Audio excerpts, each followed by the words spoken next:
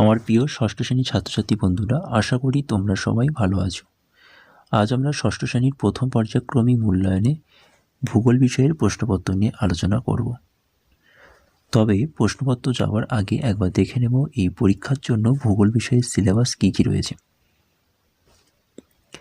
স্ক্রিনে তোমরা 2026 সালে ফার্স্ট সামেটিভে ভূগোলের প্রশ্নপত্রটি দেখতে পাচ্ছ। পূর্ণমান 30, সময় 1 ঘন্টা। একের দাগের সঠিক উত্তর নির্বাচন করে লেখো যে কোনো 5টি। 1 গুণ 5 সমান 5। ভারতের মহাকাশ গবেষণা সংস্থার নাম নাসা, ইসরো, ইনস্যাট, আর্যভট্ট। ইসরো। সৌরজগতের অন্যতম গ্রহ হল শনি, ইউরেনাস, নেপচুন, শুক্র।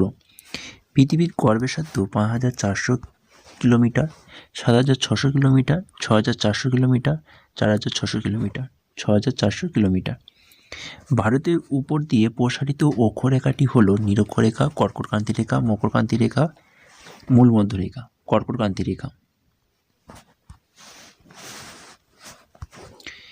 পৃথিবী যে পথে সূর্যের চারিদিকে ঘোরে তাকে বলে পৃথিবীর অক্ষ, কক্ষপথ, কক্ষতল, নিরক্ষীয় তল, কক্ষপথ। ভারত এশিয়া মহাদেশ এর যেই দিকে অবস্থিত তা হলো উত্তর, দক্ষিণ, পূর্ব, পশ্চিম। দক্ষিণ। জনসংখ্যা বিচারে পৃথিবীর ভারতের স্থান প্রথম, দ্বিতীয়, তৃতীয়, চতুর্থ। দ্বিতীয়। ভারতের একটি পশ্চিমবাহী নদী হল কাবেরী, গোদাবরী, নর্মদা, মহানদী। নর্মদা। 2-এর দাগের অতি সংক্ষিপ্ত প্রশ্নের উত্তর দাও যে কোনো 10টি। 1 গুণ 10 সমান 10। প্রথম প্রশ্ন, কোন গ্রহকে পৃথিবীর যমজ গ্রহ বলা হয়? শুক্র। সূর্য থেকে পৃথিবী আলো আসতে সময় লাগে 8 মিনিট 20 সেকেন্ড। প্রথম ভারতীয় মহাকাশচারীর নাম হলো রাকেশ শর্মা। পৃথিবীর মেরু ব্যাস কত? পৃথিবীর মেরু ব্যাস 12,715 কিলোমিটার। সুপ্রাচীনকালে কিসের সাহায্যে দিক নির্ণয় করা হতো? ধ্রুব দ্বারা। পৃথিবীর সর্বনিম্ন স্থানটির নাম মারিয়ানা খাত। দ্রাঘিমা রেখার অপর নাম কি? দ্রাঘিমা রেখার অপর নাম দেশান্ত রেখা। কোন যন্ত্রের সাহায্যে সূর্যের উন্নতি কোণ মাপা হয়? কোন যন্ত্রের সাহায্যে সূর্যের উন্নতি কোণ মাপা হয়? সেক্সট্যান যন্ত্রের সাহায্যে। কোন জ্যোতির্বিজ্ঞানী সৌরজগতের কেন্দ্রে সূর্যের অবস্থান প্রমাণ করেন? বিজ্ঞানী কোপার্নিকাস। P*M এর পুরো কথাটি কি? পুরো কথাটি হচ্ছে পোস্ট মেরিডিয়ান। ভারতের ক্ষুদ্রতম রাজস্থানের নাম কি? গোয়া। ভারতের মূল ভূখণ্ডের দক্ষিণতম বিন্দুটির নাম কন্যাকুমারিকা। পৃথিবীর উচ্চতম পর্বতশৃঙ্গের নাম মাউন্ট এভারেস্ট, যার উচ্চতা 8,848 মিটার। ভারতের দীর্ঘতম নদীর নাম গঙ্গা। 3-এর দাগের সংক্ষিপ্ত উত্তর দাও যে কোনো 5টি। 2 গুণ 5 সমান 10। প্রথম প্রশ্ন, অন্তস্থ গ্রহ কাকে বলে? সৌরজগতের যে সমস্ত গ্রহগুলি সূর্যের কাছাকাছি অবস্থান করে সেগুলিকে অন্তস্থ গ্রহ বলে বা এদেরকে পার্থিব গ্রহ বলে। উদাহরণ, বুধ, শুক্র, পৃথিবী, মঙ্গল।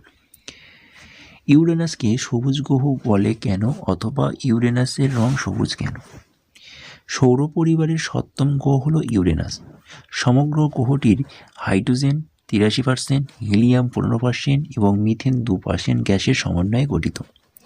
তবে ইউরেনাসের বায়ুমণ্ডলের উপরিভাগে মিথেন গ্যাসের প্রাধান্য থাকায় সূর্য থেকে আগত লাল রঙকে বেশি পরিমাপ শোষণ করে নেয়। সেজন্য ইউরেনাসকে সবুজ গ্রহ বলা হয়। জিওড বলতে কি বোঝো? জিওড কথাটির আক্ষরিক অর্থ হচ্ছে পৃথিবীর সদৃশ্য। জিও শব্দের অর্থ হচ্ছে পৃথিবী, ইয়ড শব্দের অর্থ হচ্ছে দর্শন। পৃথিবীর আকৃতির সঙ্গে কমলালেবু, নাশপাতি, আপেলের সঙ্গে কিছুটা মিল থাকলেও পৃথিবীর প্রকৃত আকৃতির সঙ্গে অন্য কোনো আকৃতির মিল নেই। অর্থাৎ এক কথায় পৃথিবীর আকৃতি পৃথিবীর মতন, যাকে ইংরেজিতে জিওড বলে। 4-এর দাগের পৃথিবীর কক্ষপথ ও কক্ষতল কাকে বলে? পৃথিবীর যে নির্দিষ্ট পথ ধরে সূর্যের চারিদিকে পরিক্রমণ করে তাকে পৃথিবীর কক্ষপথ বলে। পৃথিবী এই কক্ষপথ যে তলে অবস্থান করে তাকে পৃথিবীর কক্ষতল বলে। উল্লেখ্য, পৃথিবীর কক্ষপথের দৈর্ঘ্য প্রায় 96 কোটি কিমি। মহাবৃত্ত কাকে বলে? পৃথিবীর উপর কাল্পনিকভাবে অঙ্কিত কোনো বৃত্তের কেন্দ্র এবং পৃথিবীর কেন্দ্র একই বিন্দুতে অবস্থান করলে তাকে মহাবৃত্ত বলে।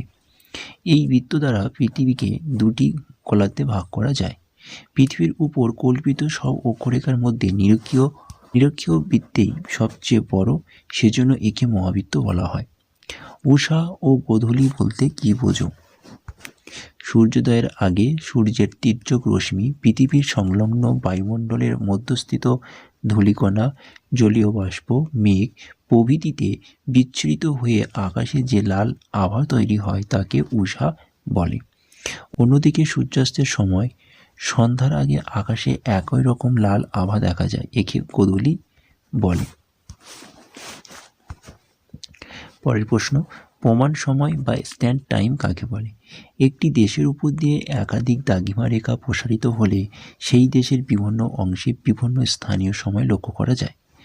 স্থানীয় সময় এই অসুবিধা দূর করার জন্য প্রত্যেক দেশ মধ্যভাগ দিয়ে প্রসারিত কোনো দ্রাঘিমা রেখার সময়কে নির্দিষ্ট সময় ধরে সেই দেশের রেল, বেতার, ডাক, টেলিভিশন, প্রশাসনিক প্রভৃতি কাজ চালানো হয়।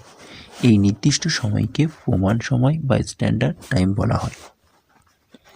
পরের প্রশ্ন, পর্বতগন্তি কাকে বলে এবং দুন কাকে বলে? 2+1। যে উঁচু স্থান থেকে দুই বা তার বেশি পর্বতশ্রেণী বিভিন্ন দিকে বিস্তৃত হয় তাকে পর্বতগন্তি বলে। উদাহরণ, পামিরগন্তি। হিমাচলের দক্ষিণে অবস্থিত শিবালিক ও হিমালয়ের মাঝে সংকীর্ণ উপত্যকাকে দুন বলে, যেমন দেরাদুন। চলো 4 দাগের ব্যাখ্যামূলক উত্তর ভিত্তিক প্রশ্ন, যে কোনো একটি 5×1 = 5। প্রথম প্রশ্ন, গঙ্গা নদীর গতিপথ আলোচনা করো। উপদ্বীপীয় মালভূমি অঞ্চল সম্পর্কে আলোচনা করো এবং শেষ প্রশ্ন, উত্তরে পার্বত্য অঞ্চল সম্পর্কে যা জানো লেখো। তো আজকের ক্লাসটি এখানেই শেষ করছি। ক্লাসটি ভালো লাগলে অবশ্যই ভিডিওটি তোমাদের বন্ধুর কাছে বেশি বেশি শেয়ার করে দিও। চ্যানেলে নতুন হলে অবশ্যই চ্যানেলটিকে সাবস্ক্রাইব করে নিও। টাটা, বাই বাই, ভালো থেকো, সুস্থ থেকো।